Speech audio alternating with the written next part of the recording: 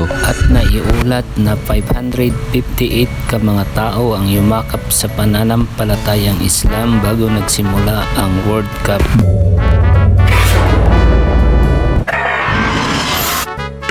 Bago dumating ang mga panauhin sa Qatar na kung saan doon idinaos ang 2022 FIFA World Cup, ay may mga billboard na nakadisplay patungkol sa relihiyong Islam sa iba't ibang langwahi sa buong mundo at naiulat na 558 ka mga tao ang yumakap sa pananampalatayang Islam bago nagsimula ang World Cup. Viral din ngayon sa social media opening ceremony ng 2022 FIFA World Cup na idinaos sa Qatar ay may nabanggit chapter sa Quran 49 verse 13 o Surah Al-Hujurat ayat 13 sa conversation ng sikat na Hollywood actor at ang isang 20-year-old Qatari na may kapansanan. May nagsabi na hindi ito pinalabas sa opening ceremony. Napalabas man o hindi, okay lang. Ngunit ganun pa man, para sa akin ito ay malaking dawa dahil napablessed sa social media. Tanong ng isang sikat na Hollywood actor. Nakarinig ako ng kakaiba, hindi lang sa musika ngunit sa tinatawag na selebrasyon. Itong lahat ay maganda sa lahat ng aking nalalaman. Bla bla bla bla.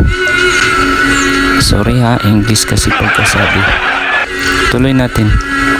Paano isabuhay ng mga bansa upang magkakaisa na may kanya-kanyang mga kultura at may sariling pamaraan na isa lang pala ang pamamaraan na tatanggapin? Sagot ng 20-year-old Qatari na may kapansanan gamit ang Quran 49 verse 13. Bismillahirrahmanirrahim. Ya ayyuhan nasu inna khalaqnakum min dzakari wa untha وَجَعَلْنَاكُمْ شُعُوبًا وَقَبَائِلَ لِتَعَارَفُوا إِنَّ أَكْرَمَكُمْ عِندَ اللَّهِ أَتْقَاكُمْ. Ito ang salin sa Tagalog sa pinakamalapit na kahulugan mula sa Quran.salin.tagalog.blogspot.com. O sangkatauhan, katiyakan nilikha namin kayo mula sa isang ama lamang na ito ay si Adam or Adan at isang ina lamang na ito ay si Hawa or Eva, na kung kaya walang pagtatangita sa pagitan ninyo sa lahi, at ginawa namin kayo dahil sa pagpaparami ng lahi ng mga sambayanan at iba't ibang tribo upang makilala ninyo ang isa't isa.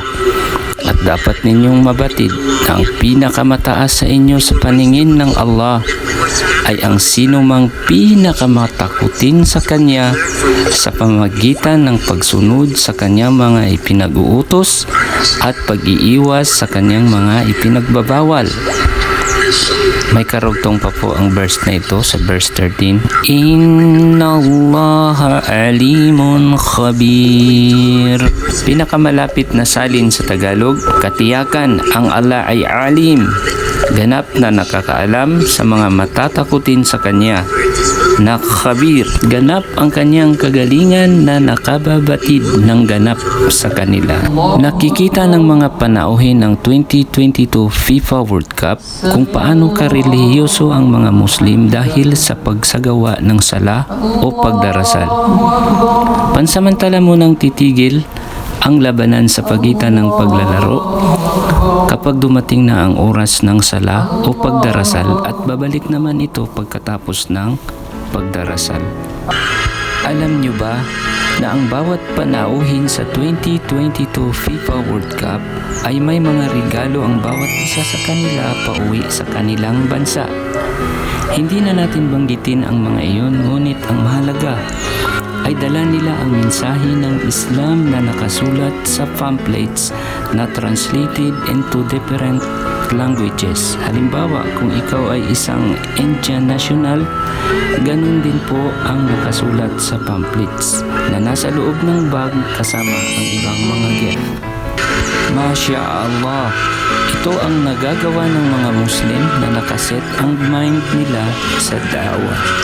Ikaw kapatid, ano ang masasabi mo sa video na ito?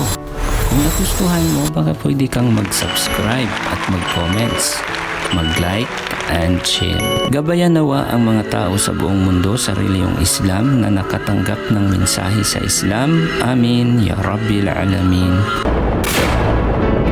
Hanggang dito na lamang po itong video na ito. Assalamualaikum warahmatullahi ta'ala wabarakatuhu sa lahat ng Muslim sa buong mundo. Gabayan nawa ang mga non-Muslim sa pananampalatayang Islam. Amin ya Rabbil Alamin.